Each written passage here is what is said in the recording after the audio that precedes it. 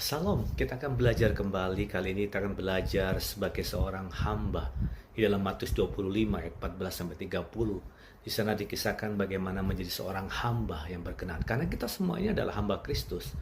Hamba bukan berarti adalah seorang pendeta, seorang penginjil, pengkhotbah, ataupun full timer. Tapi kita semua orang-orang percaya adalah hamba Kristus. Karena itu kita punya tanggung jawab dan punya kerinduan adalah kita melayani Tuhan kita, kita menyenangkan Tuhan kita, kita mendapatkan diri kita adalah Tuhan disenangkan.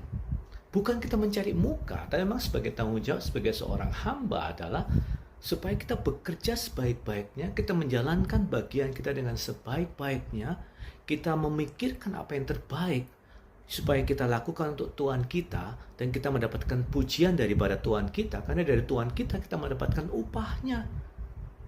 Kita bekerja karena kita sadar bahwa itu adalah sumber pendapatan kita, sumber penghasilan kita, sumber kehidupan kita. Dia adalah pemimpin kita. Tanpa dia, kita tidak mempunyai sesuatu. Karena itu ketika diberikan 5 talenta, 2 talenta, dan 1 talenta, seorang hamba yang punya 5 talenta, dia mengerjakannya dengan baik sehingga beroleh laba 5 talenta. Begitupun 2 talenta mengerjakan dengan baik sehingga dia beroleh laba 2 talenta. Lalu tuannya berkata, "Hai kamu hamba yang baik dan setia, akan memberikan kepada kamu kepercayaan lebih lagi dan turutlah dalam kebahagiaan Tuhan kamu." Sudah melihat di sini bahwa ketika seorang hamba mengerjakan dengan baik dan setia, tuannya senang.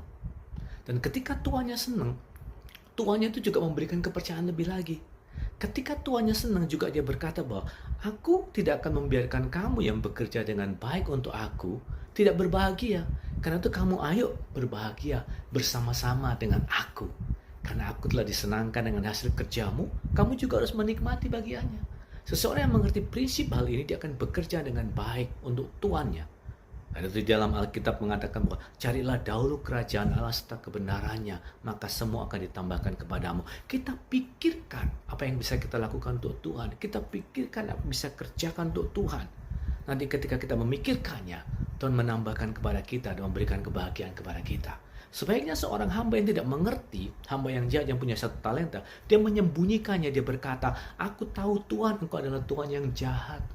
Engkau itu menanam di tempat tidak menanam, menabur begini."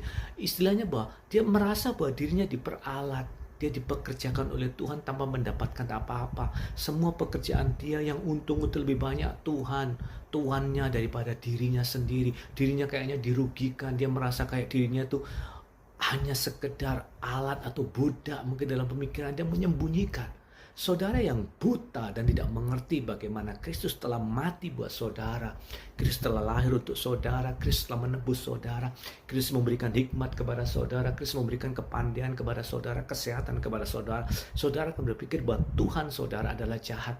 Tapi ketika saudara mengerti, saudara akan melakukan dengan baik. Tapi kalau pikiran saudara jahat tentang Tuhan yang memanfaatkan saudara, ataupun gereja saudara yang memanfaatkan saudara, saudara akan menjadi jahat dan picik dan tidak mengerjakan apa-apa. Ketika saudara menjadi jahat, Tuhan berkata, "Ambillah yang ada padanya, berikan kepada orang yang mampu. Campakkanlah orang ini di dalam tempat yang gelap." Orang ini, orang yang berpikiran jahat bahwa dirinya diperalat oleh Tuhan, dia tidak akan bisa menyenangkan Tuhan. Dia tidak mengerti bahwa hidupnya adalah sebuah kesempatan yang diberikan oleh Tuhan. Sebenarnya ketika kamu bekerja untuk aku sudah memikirkan bahwa ada sesuatu yang lebih yang bisa kamu peroleh karena pekerjaan kamu yang baik dan setia. Apakah saudara mau menjadi hamba yang baik dan setia? Renungkanlah ini dan biarlah kita menjadi hamba yang baik dan setia karena kita tahu bahwa kita akan berbahagia bersama Tuhan kita ketika kita mengerjakan semuanya dengan baik-baik. Dan Tuhan disenangkan, kita pun juga mendapatkan kebahagiaan. Kita bukan mencari muka, tapi memang kita mau menyenangkan Tuhan sebagai tanggung jawab kita. Tuhan pun akan mencintai kita dan mengasihi kita. Amin. Tuhan Yesus memberkati. God bless you.